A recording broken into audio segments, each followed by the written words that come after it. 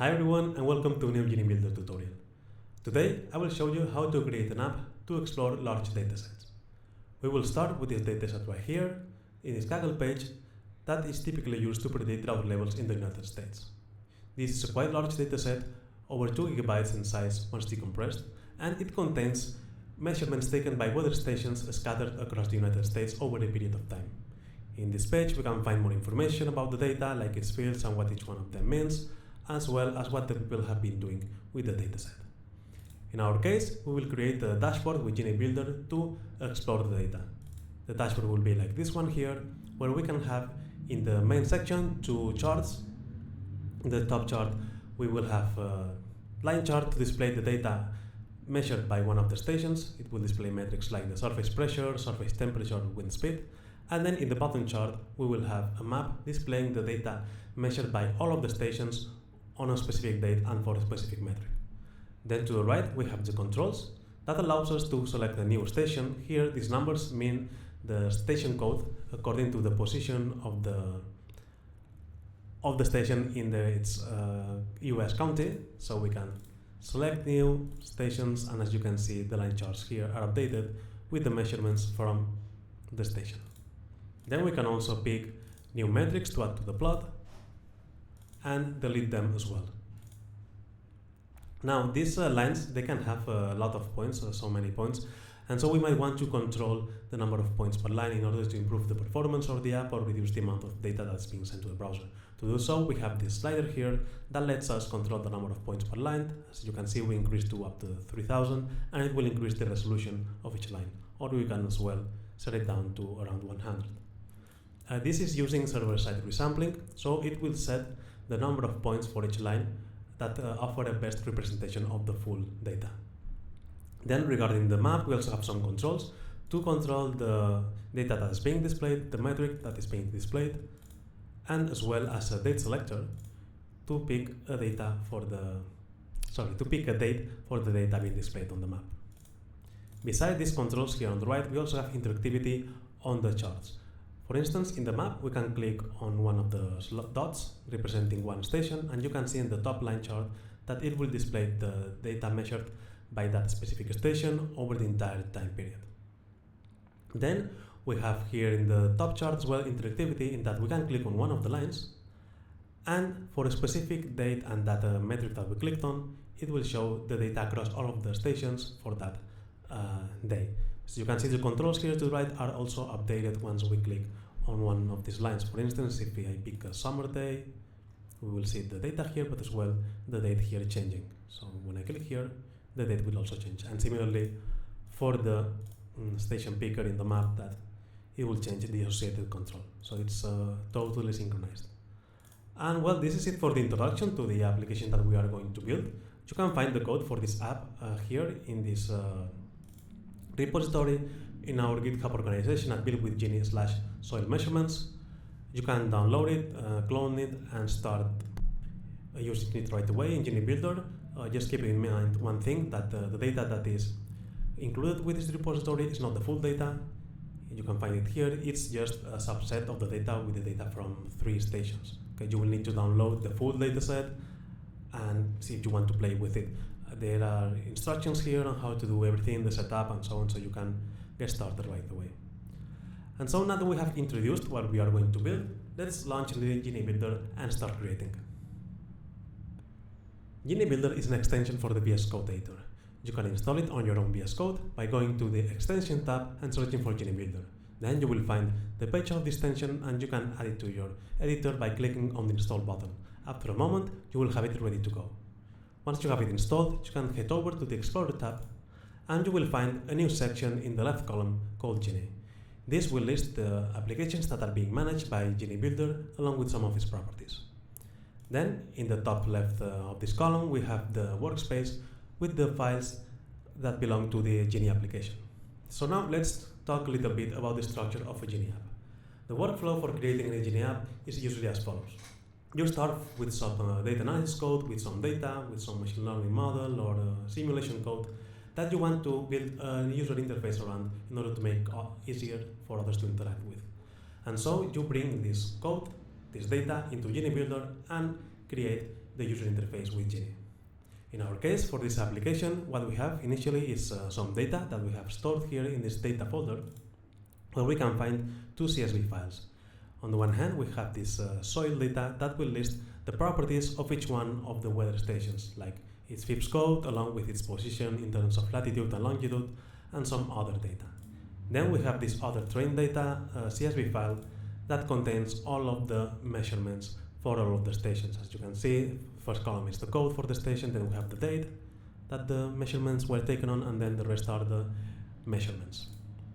In this case, we have left this CSV as it is. I'm just showing the one from the repo here, but we have the full one here with the data from all of the stations. And then when it comes to the train data, since it is a quite large CSV file, over 2 gigabytes, we have compressed it using the arrow format and stored it as this file here called Big Data LZ4. We have converted to this format using this script.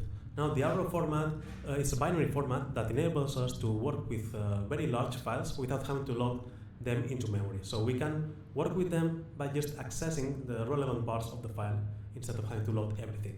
And this makes it possible to work with this large dataset and explore them.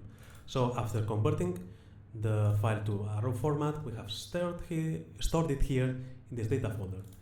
And next we have this lib folder, which is watched by Genie. This is a special folder for a Genie app in that we can place anything, any Julia code in here, and it will be automatically loaded and made available for you to use in your app. Here we just have added this script, including the LTTB function. That is the function that we are using for server-side resampling of each one of the lines on the line chart. So anything you put in here, you will have available everywhere else without having to manually include in it. And so now that we have this initial setup, this will be what we bring to our Genie app and what we want to build our interface around. We have the typical files of a Genie application. It's just two files, one of them called app.gl.html, which implements the user interface. This one we do not edit manually, we edit it with the visual editor. And then we have this app.gl file, which implements the logic of our application. This is the main entry point to the app, that is what is executed when we launch the Genie application. And it acts as a bridge between the user interface in here in the HTML file and whichever code or data that you imported. So it sets the interactivity as well, that is when you click on an element in the UI, this file will handle what happens, what actions are executed. Here in this initial skeleton, we have some initial imports, so what the packages we need, and then we are just loading the data. So we are loading the big data file with all of the measurements into a data frame, then we are just declaring a variable with the column names from the data frame, and then we are loading the CSV file that contains all of the information about the stations. So this is the initial skeleton. When you create a new Genie app, you will see a predefined template with with some initial skeleton that you can already run, so you will just need to set up your initial loadings and so on. Then after the initial setup, we have this block delimited by the app macro, which is what implements the reactive code. That is the code that handles the interactivity of our application and all of the actions that take place. As you will see later on, this is fairly easy to implement. You just need to define some variables with some macros and then some handlers for the actions. And with that, you can implement all sorts of interactivity. So now that we have our initial skeleton, the next step would be, okay, we have brought our data, our code into Genie. Next, we have defined our skeleton for the app.gl. So the next step would be designing the user interface with the visual editor. And the last step, after that, we would need to come back here, implement the reactive code, and then as a last step, we would bring together the reactive code with the UI code by binding each UI component to the corresponding part here in the reactive code. And so the next step is to design the user interface, and let's do that by launching the visual editor by clicking here in this eye icon. We can find here the visual editor in a new tab, and we see here in the main section canvas, where we will be designing the interface. And then to the right, we have a library panel, which lists all of the elements of the components we can use for creating our interfaces. As you can see, we can have elements for setting the layout, text, form elements with interaction like buttons, selectors, sliders, and so on, as well as a long list of charts to pick from. And there's also other panels that I will explain as I use them. So let's get started with the design of our UI by adding a header to our page and a 2-column row. Inside of this row, we will add the header to the right column, and now we can start adding two controls. For this, we will need the selector to pick the station code, then another selector to select the metrics, a slider for the number of points per line, another selector for the metric displayed on the map, and finally a date field to select the date for the map data. Now on the left column, we will add two charts, a line chart and a scatter map. Okay. And so now we have the initial layout of our application with all of the components necessary, and we can preview the app as we are developing it by clicking here on this monitor icon right here, and it will open a preview of the app in a new tab that we can make a little bit bigger to see it better. And yeah, this is our initial setup with all of the components. Of course, nothing works yet because we have not added any code to manage interactivity. And what we can do now is do some preliminary configuration of the components in the UI. For this, we head over to the visual editor and start configuring the components. Like for instance, we can set the title here to US soil measurements, and this one to controls. Then we can configure each element, each component individually by selecting it and checking its properties panel. Here we see a list of predefined properties as well as some suggested ones, and if we click on this add property button, we will see an even longer list of properties to pick from. As you can see, there's a lot to configure and a lot of ways to customize the behavior of our components. And if we hover over a property, we will see a pop-up explaining what this property does. So in this case, we will not be using any of this, and we will just initially set the labels for our components. So let me set this one to station. These are two fields I will configure later. Here, this one is for the metrics. And in this case, we want to be able to select multiple choices, so we will add the multiple property. And also we will add the use chips property in order to be able to delete selections just by clicking on the name right here in the selector menu. Then for the slider, we just need to set the maximum value. We'll set to 3000, the minimum to 100, and the step size to 100. Then this one will be for the map metric, and the date we will leave it as it is. Okay, so now we have configured all of our components. They are showing up here already, the labels and so on. So we can do next is do some styling, because as we see, these two columns are the equal size and the right one takes too much space. So what we want to do now is make it a little bit thinner. So to do that, we select the column and go over to the Styles tab. Here we can see the list of style properties that we can edit for any selected component in the canvas. These are all CSS properties that lets us set things like dimension, typography, colors, etc. And there's a lot of settings to edit. As well, we have here at the top the list of CSS classes, where each one of these classes is applying a list of predefined styles to the component, and Genie comes with a set of existing classes to apply to the components. For instance, here we have these two classes called 12 and called SM that are telling this component to take as much horizontal space as it can, and so we will remove them and replace them with the code3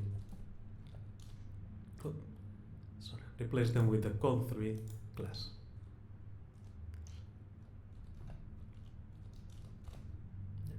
Which will tell it instead to take 25% of the available horizontal real estate. So now we have this configured, the style. As you can see, it was some like styling, but it's showing here. And we can now proceed with the interactivity of the application. Okay, to do this, what we need to do is go back to the app.jl file and start adding code here in the block delimited by the app macro, since we already have our initial setup for loading the data. What we need to add here is the reactive variables and the reactive handlers. Now, a reactive variable is a variable that exists both in the Julia backend and in the browser, so that when its value changes on one end, this will be automatically updated on the other end. So there is two-way synchronization without us having to do anything at all. And so we need, for each element in the interface, for each interactive element, we want to have a reactive variable in the backend that will hold the state of this element. For instance, for this selector right here, for the stations, what we need are two variables. One, to hold the list of possible codes to select from, and another one to store the code that has been selected via this menu. And similarly, for the slider, we also need another variable to hold the number that is being set to, and as well for the others. And so we will start by declaring the reactive variables for this first select menu, which is the one for selecting the station. In this case, we are declaring one reactive variable called FIPS. This FIPS is an acronym for the area code of the station, and we are tagging it with the out macro, which indicates that this value is being sent from the browser, is being sent from the Julia backend to the browser. Okay, we are outputting this value to the browser. And so we declare this variable and we are initializing it to a vector extracted from this data frame here that had the first column, the list of area codes for all of the stations. Then we declare another reactive variable, but in this case we are tagging it with the in macro, indicating that this value is sent from the browser to the backend. And again, in this case, we are initializing it to the code of the first available station.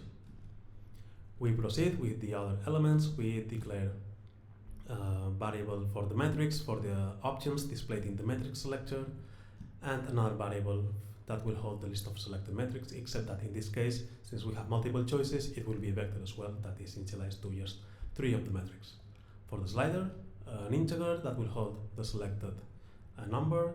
And for the map controls, we have this map metric variable that will store the selected metric in the menu. And for the options for this menu, we will not be declaring another variable. We will use the same that we declared earlier. And finally, we need to declare another variable that will store the date that we select on the date picker. And so now that we have defined this reactive variables, we can see that they are already showing here in the bindings list. So for instance, we can click on one of them and this will lead us right to its definition, and this is very handy in case we are designing the UI and we want to remember what the variable does. So we can just click here and we are led right to its definition. And so what we need to do now is bind each one of these variables to their corresponding UI element. To do this, we go back to the visual editor and select each component and do the bindings. So we select first the select menu, and for the options we click on this lightning icon, and then we can pick one of the variables that we have defined in the backend. In this case it will be the FIPS vector, and for the bindings, that is the one that will store the selected value, we choose selected FIPS. We do the same for the metrics,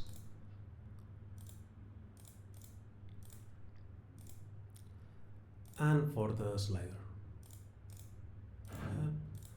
Now for the map metric, this will be metrics and map metric. And for the date picker, this is slightly different in that it's not just one component. We actually have 2 components, because we can either type in the date here or we can pick it via this calendar here. Okay, so what we need to do is actually do 2 bindings. So we need to select this text field, do the binding here, and then go to the layers menu in the layers tab and expand this tree of this element until we reach the end, where we will find the date picker, and we can just set the binding to the date variable as well. So now we have both elements bound to the same variable and synchronized. And so now we have set all of the bindings for all of the variables. You can see that okay, this is displaying the contents of the variable as we are editing them. So we have what you see is what you get editor, displaying anything that's contained inside of the variables. And now we have the controls. So what's left to do is set the content of the charts. But before I do that, let me just quickly show you the bindings panel, where you can also see the list of defined panels along with their type. And when you hover over them, you can see which element they are bound to, and this is very useful when you have so many elements on your UI and you are trying to guess where things go. So you can just go here and get a bird's view of how things are laid out. And so as I was saying, now we just need to set the variables that we will bind to the charts to display information. Now in this case, for the charts, we need to expose some reactive variables, but they need to be as a data frame or as a vector. So we expose either a data frame or a vector, and then we configure them using the visual editor. So we will do that. First declare this FIPS data frame as an output variable that we initialize to an empty data frame with 8 columns, where we have 2 columns for each one of the metrics. As you can see, one for the date and another one for the actual metric, the same for the time, surface temperature, and as well for the wind speed, and so on. Why do we need one date column for each one of them instead of having one single column? This is because we are doing server-side resampling, and so whenever we do the resampling, we apply it to each line individually, to each column individually. And so we might have a case where the taken points from each column, from each metric, correspond to different dates, and so we need each column to have their own date timestamp. And so we are initializing this data frame to these empty columns, and then we do the same for the map plot, where we just need to output a vector containing the latitude of the stations and then the longitudes as well. And finally, another vector that will contain the metric that we are drawing on top of the map. In this case, it will be one of these metrics, their value, and then the map will be colored according to this value. And so now that we have defined these reactive variables for the charts, we can proceed with the chart configurator. For this, we just need to select the charts here in the visual editor and head over to the properties panel, where we can see the chart configuration here. There's, as I was saying earlier, plenty of type of charts to pick from. Like you can easily switch between different types. But yeah, in this case, we will be using the line chart. And so in this case, what we need to do is add multiple traces or multiple lines to our chart. So we will do that with this button here. We will add 4 traces, one for each metric. And then we just need to bind the X and Y axis of our chart to one variable each. So for the X axis, we will pick columns from our data frames. In this case, it will be the surface pressure. So you see, for the X, we pick the date column for the surface pressure, and for the Y, the actual value of the surface pressure. Then we do the same for the surface temperature.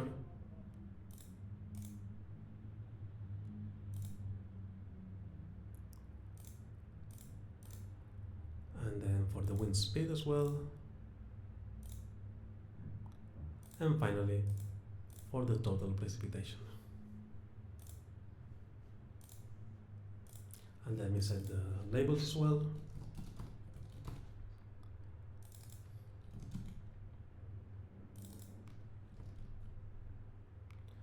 And this one will be the surface pressure.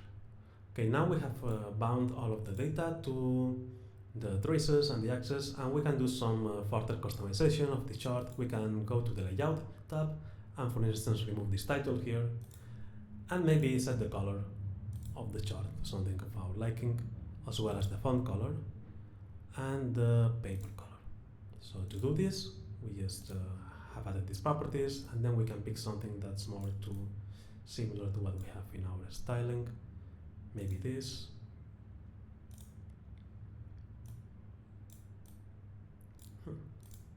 Yeah, I like this dark one better. So let me copy this here.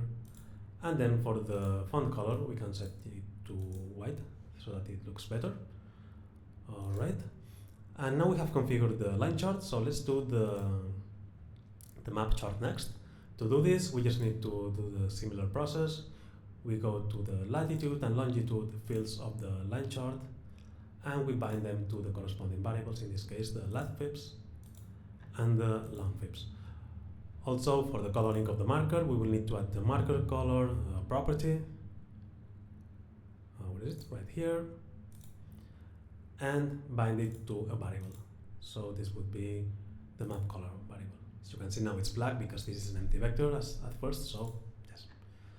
Okay, and now we have finished binding all of the data to the components in the interface. We can preview it.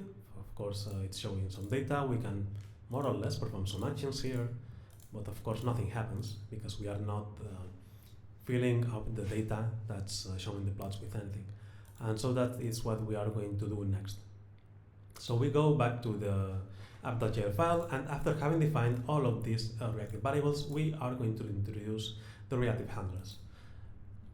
Now a reactive handler is by its name, by what handles the interactivity, and so they are implemented with this onChange macro. This onChange macro will watch a list of reactive variables, and when the value of one of these variables changes, either when we perform an action on the browser, it will run this snippet of code.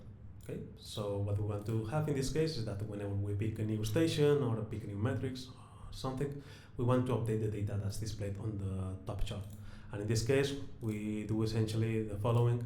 We grab the new data from the full data frame, extract the optimal set of points with the server-side resampling, and then finally we are pushing this new updated data frame to the browser so that the data on the chart will be updated.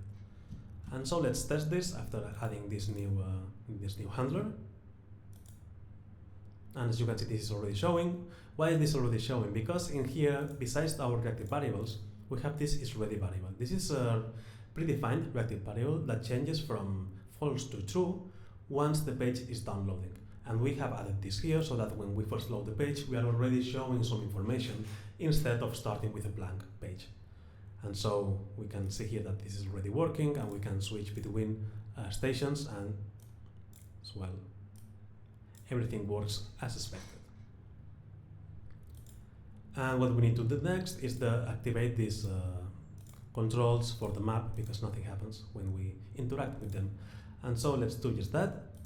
Here we add another handler that will just extract the data from the data frame that corresponds to the selected date and the selected map metric, and update the map color vector. So yeah, this is should be already working. And yeah, as you can see, now this is already showing because we also added the isReady variable right here.